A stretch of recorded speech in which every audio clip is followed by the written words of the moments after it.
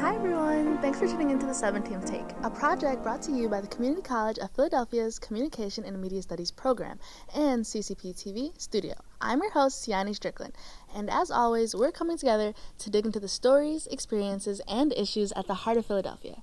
Coming to you from 17th Street and Spring Garden.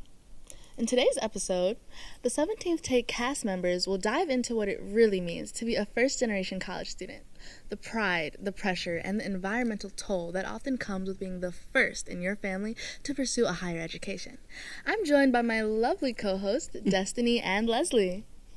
Thanks, Sianni, and hi, everyone. Today, we'll touch on the unique challenges first-generation students face, from financial stress to family expectations, and how those pressures can impact mental health. And hi everyone, I'm Destiny. We'll also be hearing from a counselor here at CCP who works closely with first-gen students, and will suggest some self-care strategies and resources you can immediately put to use. So let's start with the basics. What does it actually mean to be a first-generation college student? So being a first-generation student generally means you're the first in your family to attend or graduate college, but this can vary to some degree, as some students have parents who attended but never finished, while others are truly the pioneers of their family.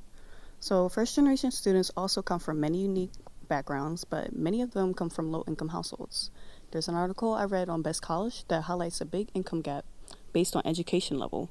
For instance, households where high school was the highest obtained level of education had a median income of about $55,810 per year, while households with a bachelor's degree more than double that at over $105,000 per year. That's a huge difference. It really shows why many first-generation students might feel unseen or unheard. They often don't share their stories openly, and that makes them what some might call the invisible minorities of higher education. I completely agree. And I also feel that because their experiences aren't always as outward or visibly obvious, first-gen students can often become overlooked in higher education conversations.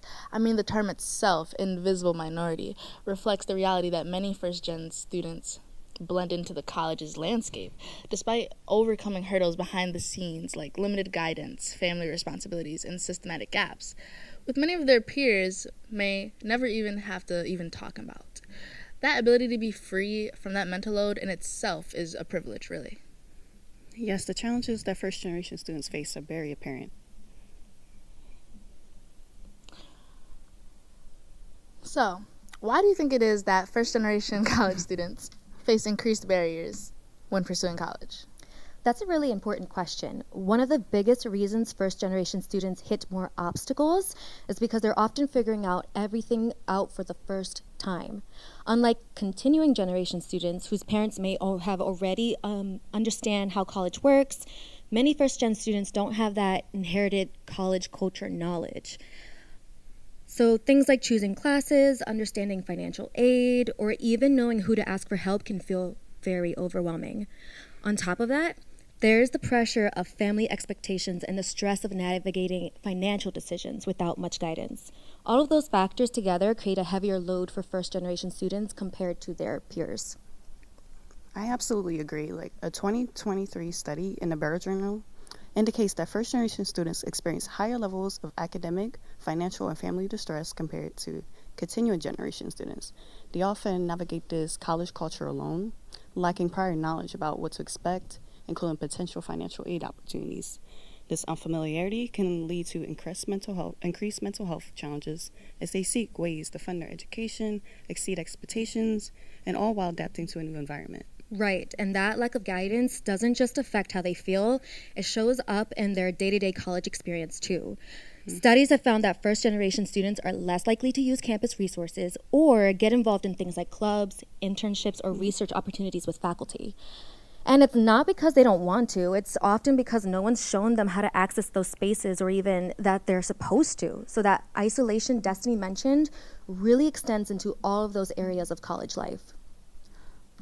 So, with everything we've talked about, being the first, navigating unfamiliar systems, and dealing with all these expectations, how does all of this actually impact a first-generation student's mental health? While being the first is something that can serve as a source of pride, it also seems like it comes with a unique kind of pressure that could really weigh on someone. That's a great question, Sianni. And drawing from my own experience, I can say imposter syndrome is very real. I, for one, am still dealing with this now, as I have this like voice constantly in the back of my head, having me question if I even belong here, or if I'm smart enough. As a first generation student, it's hard to push these thoughts aside when you enter a place feeling unprepared and lacking support. I spent my whole education trying to please my family, and it made me a perfectionist and led to multiple burnouts. I just want to thank you for sharing your personal experience, because a lot of people don't really talk about that side of it enough. Those dark thoughts that tend to creep up at the worst moments. They can get really loud, especially when you feel like you need to handle everything alone without complaining. Additionally, many first-gen students carry the weight of family expectations. There's the feeling of needing to make it, not just for yourself, but for everyone who wasn't fortunate enough to have the same opportunity. Now, if we also unpack financial stress, unfamiliar systems, and a lack of guidance, we can see why so many of us first-gen students struggle with anxiety and burnout. Yeah, and honestly, that really hits home for me. When I first started college back in 2008, I was so excited. My parents sacrificed so much for me to be the first in my family to go to college. I wanted to attend a university in New York City, and I got in. I was the first in my family to fill out FAFSA, and I remember feeling really overwhelmed throughout the whole college application process. I had no idea how student loans worked, or how they paid for college, or what even a financial aid package really was. Even though I had schools closer to home, offering more aid, I didn't have anyone at home to help me make the best decision on where to go. So I took out loans and I started my first semester in New York. But then the financial crisis hit, and my mom lost her job during the recession. She called and she asked me to come home so I could help with the family. I remember feeling really torn. I wanted to stay and finish what I had started, but I also knew I needed to be there for her. So I came home and I worked, but that dream of going back to school never really went away. It was always kind of sitting in the back of my mind, reminding me of what I had started. Wow. I can't imagine how heavy that decision must have felt, trying to chase your own dreams while wanting to be there for your family. So many first-gen students have to deal with that tug-of-war between wanting to move forward in their life and simultaneously being pulled back by responsibilities. I just want to thank you for sharing your story. A lot of people would have let that setback discourage them from trying again. So the fact that you're even here right now, continuing what you started, it really speaks to your resilience. And it's amazing to see how you're taking that step again. That must have been a hard call to make, Leslie. But you're back where you need to be now, and that's what's important. Similarly, I also had to put off school for about 4 years because of that pandemic and this year-long depression I was in. Because college to me felt at the time like it was financially out of reach, and I didn't have anyone close to me to guide me towards more affordable options. I was convinced by someone I rarely knew to go to community college, and I was lucky enough to fall upon my scholarship, which completely funds my education, by the way, by sheer coincidence. So that goes to show the journey is never linear, and success is waiting right around the corner if you just take that plunge. Exactly. And when you don't have someone who's been through it before to help guide those decisions, it can feel isolating. It's not just about navigating college. It's about navigating systems and expectations that your family might not understand. And that's why it's so important to talk about mental health in the first-gen experience, because even when students are doing everything quote-unquote right, they can still feel like they're falling behind or letting someone down. During our interview with Briar Williams, a first-year student at CCP and a theater major, she also felt the same immense pressure to succeed. Upon going straight into college after high school, she was immediately overwhelmed while juggling many responsibilities. She says, "I don't want to let myself down, especially my family and the generations after me who I have to be an inspiration for." She explained that since her first semester, she has struggled with imposter syndrome and felt behind compared to her peers. After overwhelming herself the first semester, she had to learn on her own how to balance school, work, and extracurriculars while managing her mental health. Yeah, Briar's story coincides with what we've been saying, right? And the term invisible minority really sums it up. First gens are blending into the campus world, and they're managing so much behind the scenes, like family responsibilities and financial stress, that their peers might not even know or see. Exactly. It's about acknowledging that reality. Now that we've spoken on some of the experiences that first-generation students face, it's time to introduce a special guest to the show. Joining us now from CCP's very own counseling department, a licensed professional with 20 years of experience under his belt. or should I say black belts. Since Mr. Nishida himself has mastered both the Okinawan and Kung Fu karate styles, along with the 9 years he's spent here, he provides students with the power they need to succeed. My castmates Destiny and Leslie will be interviewing the amazing Wataru Nishida. Welcome. Hello, Mr. Nishida, and thank you for being here with us today. My first question for you is your time in the counseling department, how often have you encountered first-gen students? Well, we don't normally ask that question all the time, but by engaging them, we can kind of tell if they are first generation or not. Such as you're asking, so how often do you come to the campus and how much are you're engaging with different activities and things they can do, have access to resources, whatnot. When you're first generation, really don't have knowledge base. So we make sure to take some time to explain what are those resources that we have here at the CCP. Do you think they face more unique struggles than their peers who are not first gen? If so, what are they? Yeah, I mean, I don't want to make assumptions that all people struggle, but for those of you who do, I think the sense of isolation has come to my mind, because that's naturally so. If you're coming to college environment for the first time and you don't know what to expect, it's like you're going to a different country. You don't know what to expect, left and right, you don't know. But you know you have to study and you feel like everything is on your shoulder, okay? Yeah. So our job is to make sure to take some time to explain all the availability that they have, from learning lab to financial aid services, counseling services, advising services. Not to mention, you can talk to your professor, ask questions, right? It's small, but it's huge because people don't know what they cannot do. So that's what comes to my mind. Yeah, absolutely. So how do you believe that the pressures of being first can impact first-generation students' mental health? Yeah, I mean, it varies. I've seen students who really get depressed to people who are able to find a new coping mechanism to overcome that struggle. But the key is to find your own community, whether it's through your classroom or through joining clubs. Just to make small circle of friends, hanging out in a library lobby. From looking outside, it's small, but it's huge, okay?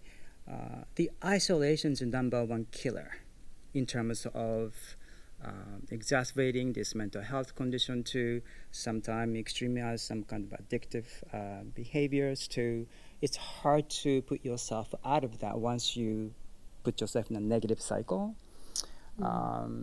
So that's what comes to my mind. Could you share how this gap in knowledge of resources and support system has affected the students you worked with? Huge.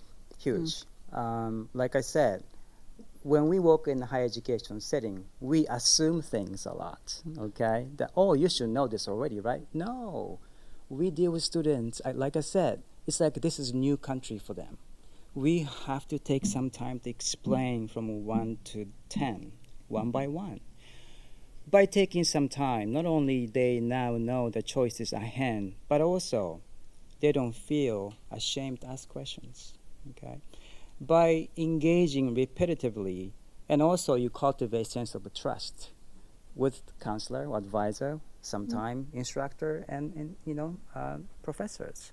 The sense of trust and sense of confidence, the confidence is going to go a long way for those of you who are here for the first time. Yeah. That's the same for me too. So what are some of the signs and coping mechanisms you notice in students who are struggling? Yeah, a lot of times because of technology, we all reach out to cell phone. It's like asking questions is taboo now these days. What? You can just find out on your cell phone, right?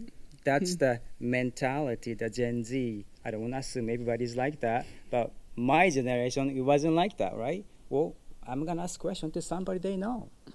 So I take some time to really explain and stress the importance of being honest with yourself first, okay? If you don't know the answer it's okay to ask questions and seek out the help. In fact, that's how you get yourself out of such feeling a stagnant place where you can't get things done, to, oh, I'm not passing classes because I don't know what to do, to, oh, I don't know, can I go to tutoring services, or where is that? Simple things like that you can just ask question for. Thank you, Mr. Nishida, for shedding some light on this topic. It's clear that while the journey can be tough, it's filled with resilience and strength, but now let's shift our focus to what matters most, finding solutions. Absolutely. So, Mr. Nishida, can you tell us some strategies you find to be helpful when counseling your students? Yeah, for us, I think having, whether it's one-on-one counseling or through our provided workshops, we have various topics that we cover through workshop, time management to stress management to career counseling to Tai Chi, breathing exercise, to meditation exercise. All of these we put out there for students to access us. Okay. Unfortunately, we don't know who's struggling, who's not, unless they tell us where they're at. Our job is to meet where they're at through whether it's workshop or by they coming to our office. Now, by making such connections, they'll find some solution by gaining some new knowledge. But also, again, I need to stress, it's the connection. It's the connection where they know someone in counseling office. I know that guy, I know that lady. I spoke on the last time. She or he or they were really nice to me. I can ask question again. Okay, it's like finding another family member in college campus. It's small, but it's huge. Yep. Huge. Yeah, I agree. So we stress creating confidential and safe and comfortable environment for them to go to. Yeah. It's not scary place. It's not incorrect to ask questions. It's not anything lack. It's okay. We are here for you. But your job is to, again, this is the hardest part, to admit to yourself, honestly, that you need help when you do so. Don't pretend that you know the answer for when you don't. Now, let me share my story. When I first came to U.S., I'm from Japan. I came here in 1991, okay? I took some time to learn English. That's how I started my journey. I always share this story, by the way, in my workshop. I remember when I was taking ESL classes, one of my assignments was to go around the campus, interview American students to ask them about what Thanksgiving holiday is, because I had no idea. What is Thanksgiving, right? So my job is to interview like you're doing now, self-recording our interview, and then to share in a classroom setting. So I thought, okay, I did what I needed to do, and I recorded. I started play in the classroom. I was in shock how my English was not clear at all, that I could not understand what I was trying to ask. In the meanwhile, I would think I speak perfect English. I don't need to take this class. I was 19 at the time. I was like, rather overly confident. Yeah, right? the arrogance. But that was a moment of truth. Oh my gosh, I need to practice more. I was so embarrassed. I was so embarrassed. But those experiences are precious, okay? And that's how you come to honest place within yourself. I need to buckle down. If you don't know what you heard in a lecture, after lecture is done, go to professor. Ask that question. Could you go over that theory you just went over? I thought I understood, but I don't think I'm clear on that. Don't just get up and leave. And what is going to happen when the midterm comes and that exact theory was one of the questions? How do you solve? You can't. So don't leave your classroom if you have any question from that lecture. So those small things, but it goes a long way, and you build a confidence. But again, you gotta take a risk, and the answer is in unknown, where you feel scary, where you feel uncomfortable. And that's why you need to go, like you guys doing. This is not just kind of scary. It's nervous, right? Yeah. This expand who you are to be, So we always encourage to take a risk and do the things you don't want to do because that's where the answer is. I prolong That answer is such there, good but advice. that was one of my Great. Thank you story for there. sharing that story. No worry, That was no worry. great. Last question. Are there any resources you can provide for those who are currently struggling or may just need some extra support here at CCP? Yeah, so we do have a counseling office, Bonnell Building 07, first floor. You can come in, make an appointment. We do both academic, career, and personal counseling. Now, you do need to know that right before semester starting, like so, for example, next 2026 spring term, January comes, we are super, super busy because they really want to register for classes. That means it's going to be really hard to make an appointment for personal counseling. But if it's urgent, of course, we make a time. Of course, that's one resources. But if the case became a little more intense that we cannot handle, then we also have patient resources out there in our community we can refer out to. And also, we always recommend online counseling is also available.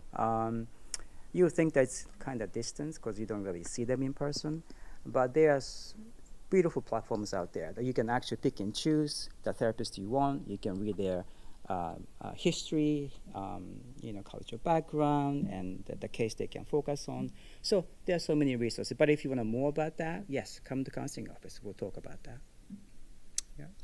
Awesome. Those are some excellent resources. In fact, last year, I remember you mentioning this, like last year, I happened to attend one of Mr. Nishida's mindfulness workshops, the Tai Chi one, and I had no idea what it was at first.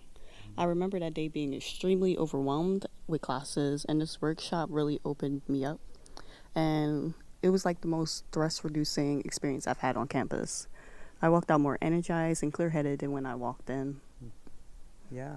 So, again, I do want to stress, especially our generation right now. I have a daughter who's 24, and I can kind of get the idea of gaining knowledge, information is tip of finger, and that's what drives us, which is true. You need to know things you need to know to move forward. But we encourage you guys to experience more, like you're doing now. You guys are creating this show. This is gonna stick in your soul for the rest of your life. You co-created something beautiful, right? Take a risk and create something, experience. And that's what give you not just the knowledge, this turn into wisdom. Now you know what's like to make this show and proclaim what you want to tell this community about. And this is what life is all about. Don't just think that you find out some new information on tip of finger and you know about it. Until you experience, until you go to that country, you don't know anything about the country. Go there, see for yourself, and engage with the people there, with the culture and the food. All of these are experiences waiting for you. More you take a risk, more you experience new, you expand yourself more. Therefore, you have more wisdom on your shoulder to share with for your next generation to come. I really need to hear that last part as well, because I plan on studying in Japan my last semester of going to Temple. So thank you so much, Mr. Nishida, for sharing your insights with us today. Your perspective really helped us understand the support first generation students need and the resources that are available to them. You're welcome. Thank My you. pleasure. Thank you. Mr. Nishida gave us some really powerful insights and some practical coping strategies too. Destiny, can you tell me how you found out about this Tai Chi event here at the school? Absolutely. So as a Cattle Scholar, this event was actually listed as one of the monthly workshops that we Cattle Scholars have to participate in each month. So this workshop interested me specifically because I had been trying to get more into martial arts. So outside of that, if you're not a Cattle Scholar, there are still opportunities available. There are ads and flyers around campus for weekly workshops like yoga, aerobics, meditation, anything you want. And they take place right at the athletic center, which I highly recommend. Honestly, the bulletin boards around campus are such an overlooked resource. I think a lot of students just walk right past them without realizing all the free and low-cost opportunities the school has to offer. Honestly, I don't look at them often, and I really should. Coping with stress doesn't have to look like traditional counseling or long therapy sessions. There's so many other ways to support your mental health. Yeah, I recommend trying any of these listed outdoor activities, even if they are entirely new to you. because not only can they reduce stress and anxiety, but you may also find something you enjoy and that you can incorporate in your everyday routine. Yeah, exercise is one of the main ways I de-stress. If the school's not hosting something, I often turn to YouTube, honestly. There are so many incredible free workouts, breathing exercises, and grounding practices online. And even something as simple as going outside for a short walk can make a difference. Put in your AirPods, listen to a guided meditation, or just let your mind wander a little. Apps such as Headspace and Calm offer student discounts and memberships, which is helpful. Those are all great suggestions. I love that both of you mentioned simple things. I think a lot of people tend to forget that stress relief doesn't always have to be complicated or expensive. I understand that a lot of us can get so caught up in school and life that we forget how much those small moments can help us reset mentally. But there are truly so many resources on campus that can make a huge difference if we just take advantage of the opportunities. Absolutely. And another big thing for me has been building connections with faculty members and professors. You never know who's going to become your next mentor and guide you along the way. Relationships on campus can make such a huge difference. And if you feel like you don't have a community on campus yet, that's okay. There are online spaces specifically created for first-generation students where people share their experiences and support each other. Websites like I'm First and Active Minds offer discussion forums, personal stories, and mental health resources for students who might not have a support system at home just yet. And of course, if you or someone you know is in a crisis, we'll have all the resources listed in the show notes, including 988, the crisis text line, and other emergency numbers. Please reach out if you need help. You're not alone, and remember, success isn't just possible, it's within reach. Today's conversation showed us just how layered the first-generation student experience is. It's more than just being the first in your family to go to college. It's learning to navigate a new world, carrying family expectations, battling imposter syndrome, and still finding the strength to keep moving forward towards your goals. What really stood out to me was how important building community and finding support actually are in this entire journey. So to all of the first-gen college students listening, I hope you feel more seen, understood, and reminded that you are not alone out here. Thanks for tuning in to the 17th Take. We hope today's conversation made you think, smile, or see Philly from a new angle. If you liked what you heard, make sure to follow us, share, and keep the conversation going. Until next time, I'm Sianni Strickland with the Community College of Philadelphia's Communication and Media Studies program and CCP TV studio. And this has been the 17th Take, where conversation meets perspective and awareness meets action. Excuse me.